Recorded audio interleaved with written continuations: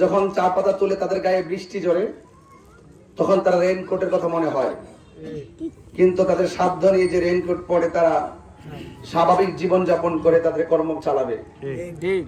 আমি কথা দিয়ে যাচ্ছি, আপনারা চা শ্রমিক যারা রয়েছেন আপনাদেরকে কথা দিয়ে যাচ্ছি, যদি আল্লাহ পাক আপনাদের দোয়া সমর্থনে এই চুনারগড় মাধবপুরের খেদমত করার সুযোগ দেয়, চা বাগানগুলো রয়েছে, চা শ্রমিকরা রয়েছে, তারা অর্থনৈতিকভাবে যথেষ্ট বৈষম্যের শিকার। 170 টাকা দিয়ে দৈনিক কিছু চলে না, চলে না। এদের সঙ্গে নাহমাদুহু ওয়া নুসাল্লি আলা রাসূলিল কারীম, আম্মা বাদ। আসন্ন ত্রয়োদশ জাতীয় সংসদ নির্বাচনে হবিগঞ্জ 4 চুনারগড় মাধবপুর আসন থেকে মোমবাতি প্রতীকে নির্বাচন করছি। আজ শাহজাহানপুর উচ্চ বিদ্যালয় ময়দানে মোমবাতির সমর্থনে যারা উপস্থিত হয়েছেন আপনাদের সকলকে আমার অন্তরস্থল থেকে মোবারকবাদ জানাচ্ছি।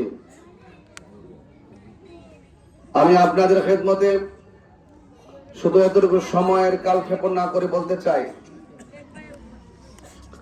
আমার পূর্বে আল্লামা মুশতাক আহমদ কাদরি আল ওয়াইসি সাহেব, কোচা দরবারের পীর সাহেব হুজুর আপনাদেরকে অনেক কথা বলেছেন। আমি শুধু এতটুকু বলতে চাই, আমি এই মাঠে অনেকবার ওয়াজ করতে এসেছি। কয় বছর? 14 বছর ধরে এই মাঠে আমি ওয়াজ করতে আসি ধারাবাহিকভাবে। আপনারা আমাকে চিনেন, রাত্র 2টার পরে আমি মাইক ধরতাম। তো আমার প্রফেশন ছিল ওয়াজ মাহফিল করা, বাট এখন নির্বাচনে আসার মূল কারণ হলো বর্তমান প্রেক্ষাপট। এই প্রেক্ষাপটটা সুন্নিয়তের জন্য, দেশের জন্য খুবই অস্থিরতর অবস্থার মধ্যে চলছে। এই দেশের মধ্যে মব ভায়োলেন্সে মানুষ নিরাপত্তাহীনতায় ভুগছে। এদেশের মানুষ ধর্মীয় দাঙ্গা লাগিয়ে দেশকে একটি উত্তেজনাকর পরিবেশ সৃষ্টি করছে। মানুষের বাক স্বাধীনতা কেড়ে নিয়ে এক আধিপত্যের সমাজ রাষ্ট্র গঠন করার ষড়যন্ত্র মেতে উঠেছে। ইত্যাদি জনিত কারণে এদেশে একমাত্র শান্তিপ্রিয় দল আহলুস সুন্নাত ওয়াল জামাত, বৃহত্তর সুন্নি জোট মনে করেছেন এই মুহূর্তে দেশের হাল ধরা দরকার। মোমবাতি প্রতীকে আজ আমি আপনাদের মাঝে এসেছি। বেশি দেরি হয় নাই, অল্প সময়ের ভিতরে আপনারা যে জাগরণ সৃষ্টি করেছেন, আপনারা মোমবাতির সমর্থনে যেভাবে আপনারা খেয়ে না খেয়ে ঘাম ঝরিয়ে আপনারা প্রচার প্রসার করছেন, নিঃসন্দেহে এটা আমাকে যথেষ্ট অনুপ্রাণিত করেছে। দেখুন, এই দেশটি স্বাধীন সোনার বাংলাদেশ। এই দেশে সবাই যার যার মতাদর্শ স্বাধীনভাবে পালন করবে। আমরা দেখেছি বিগত 2টি বছর এদেশে সংখ্যাগরিষ্ঠ তরিকাপন্থী সুফিবাদী মানুষদেরকে মাইনাস ফর্মুলা রেখে নিজের ব্যক্তিগত স্বার্থ হাসিল করার নেপথ্যে আমাদের সুন্নিদের সঙ্গে বৈষম্য সৃষ্টি করা হয়েছে।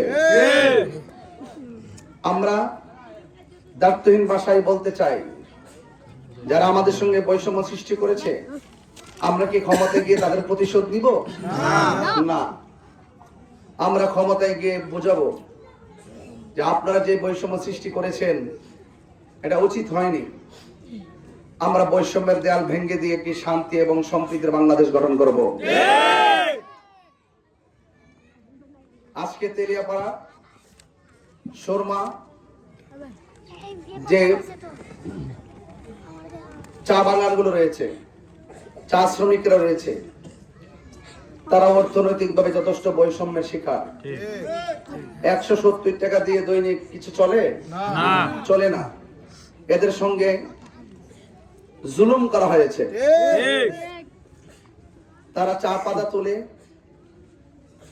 যখন চা পাতা তুলে তাদের গায়ে বৃষ্টি ঝরে তখন তারা রেইনকোটের কথা মনে হয়, কিন্তু তাদের সাধ্য নিয়ে যে রেইনকোট পরে তারা স্বাভাবিক জীবন যাপন করে তাদের কর্ম চালাবে। আমি কথা দিয়ে যাচ্ছি, আপনারা চা শ্রমিক যারা রয়েছেন আপনাদেরকে কথা দিয়ে যাচ্ছি, যদি আল্লাহ পাক আপনাদের দোয়া সমর্থনে এই চুনারগড় মাধবপুরের খেদমত করার সুযোগ দেয়, আপনাদের রেইনকোটের ব্যবস্থা হবে ইনশাআল্লাহ। আমি কথা দিয়ে যাচ্ছি, শিক্ষা, স্বাস্থ্য আর অবকাঠামো উন্নয়নে চা শ্রমিকদের জন্য যা যা প্রয়োজন ইনশাল্লাহ আমি তা করব। আর আপনারা যারা এখানে এসেছেন, আপনারাও বিভিন্ন ভাবে বিভিন্ন আধিপত্যবাদের কবলে পড়ে অনেকে আপনাদেরকে মনে করে যে আপনারা তাদের গোলাম। আমরা কারো গোলাম নয়, আমরা কারো দাস নয়। আপনাদেরকে ওই দাসত্ব আর গোলামির জিঞ্জির থেকে বেরিয়ে আসতে হবে। আপনার জন্য, আপনার অধিকারের জন্য, আপনার শান্তির জন্য, আপনার সুরক্ষার জন্য, আপনার অধিকার আদায়ের জন্য, আপনার সুবিধার জন্য, আপনার বাক স্বাধীনতা আপনাকে ফিরিয়ে দেওয়ার জন্য আমি রাজনীতিতে এসেছি। এভাবে কোন সমাজ ব্যবস্থা চলতে পারে না। আমার সুন্নি, আমাদের বন্ধু, আমাদের আত্মীয় যখন গিয়ে বলি মোমবাতি প্রতীকে ভোট দিবেন, আমাকে বলা হয় আমার ঘরে সব মোমবাতিতে ভোট দিব, কিন্তু একটু সমস্যা আছে, ডরাই ডরাই। এই ভয়ভীতি রাজনীতি বন্ধ করতে হবে। রাজনীতি ভয়ভীতির মাধ্যমে হবে না, রাজনীতি ভালোবাসার মাধ্যমে হবে, রাজনীতি আঘাতের মাধ্যমে হবে না, রাজনীতি হবে সম্প্রীতির মাধ্যমে। এই জন্য যারা বলেন আমরা চুপি চুপি আছি, সেটা আপনারা ছেড়ে ফেলে দেন, রুখে দাঁড়িয়ে যান। যদি আপনারা চুপি চুপি থাকেন তাহলে আপনারা সবাই শেষ।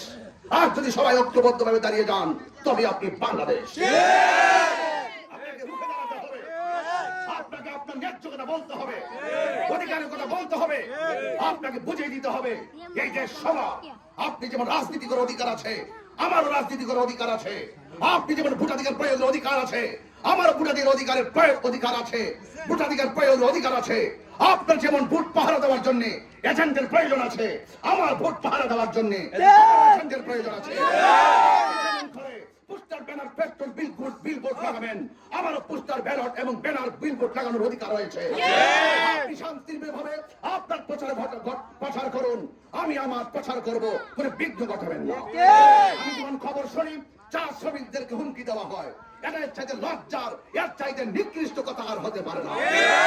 যারা দিনে এনে দিনে খায় তাদেরকে যখন মামলার হুমকি দেওয়া হয়, হামলার হুমকি দেওয়া হয়, জুলুমের হুমকি দেওয়া হয়, এর থেকে বোঝা যায় আপনার ভিতরে মনুষ্যত্ব নেই, মনুষ্যত্বের নামে একটি প্রশ্ন বসবাস করতেছে। এই জন্য আপনাদেরকে বলছি সজাগ থাকতে হবে, ঐক্য থাকতে হবে, একসাথে সিদ্ধান্ত নিতে হবে। মনে রাখবেন বিচ্ছিন্ন থাকলে আমাদের সবার ক্ষতি হবে, ঐক্যবদ্ধ থাকলে আমাদেরকে কেউ ক্ষতি করতে পারবে না। আপনাদেরকে বলছি, আবারও বলছি, দিন যতই যাবে প্রত্যেকটা বিষয় আমি চুলছাড়া বিশ্লেষণের মাধ্যমে জবাব দেওয়ার জন্য প্রস্তুত আছি। আপনাদের উপর যদি কোনো ধরনের আঘাত আসে, আপনাদের উপর যদি মামলা হয়, আপনাকে যদি গ্রেফতার করা হয়, আগে মুক্তি তারপর নির্বাচন। ঐক্যবদ্ধভাবে থাকুন। মাগরিবের নামাজের পরে তেলিয়াপাড়া রেল লাইনের পাশে ইনশাআল্লাহ আমরা এখান থেকে গণমিছিল নিয়ে সেখানে আমরা যুগান্তকারী কথা বলবো। মাগরিবের পরে সেখানে থাকবেন, আপনার মুখে আমার মুখে একটি স্লোগান, মোমবাতি